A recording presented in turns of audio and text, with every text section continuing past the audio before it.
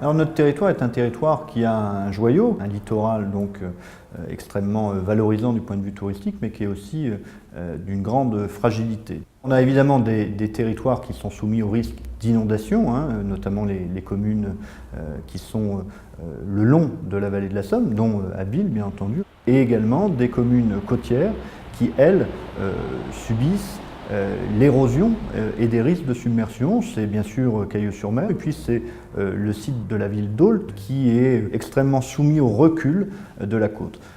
En 2001, nous avons eu une conjonction de phénomènes extrêmement rares, mais qui a causé des dégâts extrêmement importants. C'est-à-dire qu'à Abbeville, nous avions un quart de la ville qui était sous les eaux pendant plusieurs semaines.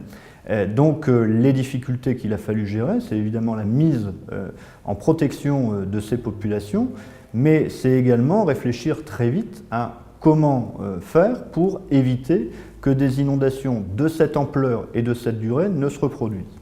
D'abord, un travail est effectué par le Conseil général concernant les écluses qui ont été toutes rénovées. Ensuite, nous avons recalibré l'ensemble de nos réseaux, procédé à l'installation d'un système de pompes qui permettent de se déclencher en cas de niveau important. Une vigilance meilleure, surtout, a été mise en place, tant au niveau du Conseil général qu'au niveau de la ville d'Abbeville, pour promouvoir la culture du risque. L'enjeu des années à venir, c'est de ne faire qu'on n'oublie pas ce qui s'est passé en 2001 et que malgré les aménagements importants, efficaces, le risque zéro en matière d'inondation n'existe pas.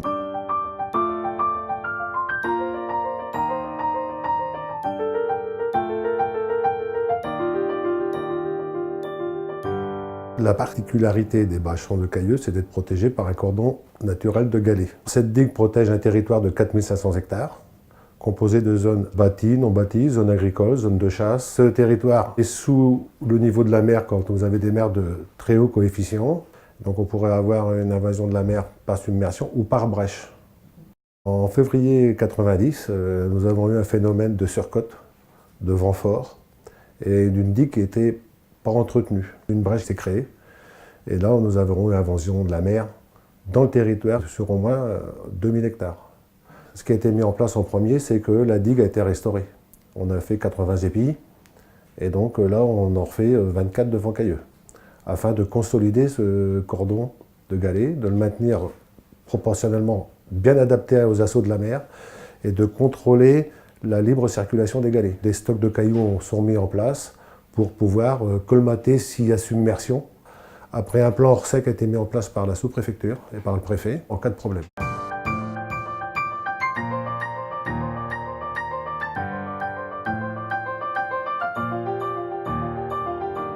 Nous sommes en baie d'Authie, sur la rive nord de la baie d'Authie, qui se situe dans le Pas-de-Calais. Et cette rive nord est confrontée à un problème important d'érosion. Une érosion qui est due à un phénomène qu'on trouve dans toutes les baies, c'est-à-dire une remontée des sédiments du sud vers le nord et qui forme un bouchon qui colmate la baie et qui provoque un double effet. D'abord parce que l'Authie, qui est un fleuve côtier qui sort dans cette baie, dans cet estuaire, cherche à regagner la mer et est rabattu mécaniquement sur la rive nord par ce poulier sableux.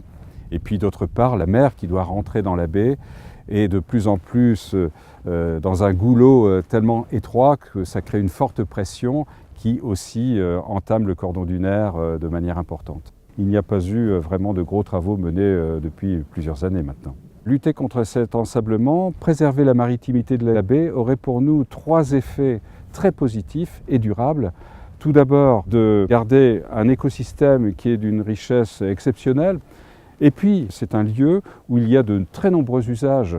La chasse, la pêche, la récolte de divers produits. Tout ça crée une richesse touristique et écotouristique qui est très très importante et qui demande à être valorisée. Et puis troisièmement, le maintien de la maritimité ferait un coup double, si vous voulez. Il préserverait cette richesse écosystémique, mais en même temps, il nous permettrait de réengraisser ce cordon dunaire et de protéger toutes les populations en arrière littoral. L'objectif principal pour nous, c'est la sécurité des personnes et puis prendre les bonnes mesures derrière. Chaque année, on dépense entre 400 000 et 800 000 euros au titre du fonctionnement, ne serait-ce que pour réengraisser les épis au large de la commune de Holt ou de Cailleux-sur-Mer. Et puis en matière d'investissement, là on a 18 à 20 millions d'euros qui sont engagés là, pour la construction des 24 épis. Donc c'est vrai que c'est un coût qui est important pour les collectivités en général, pour l'État et puis forcément pour les habitants de ce territoire.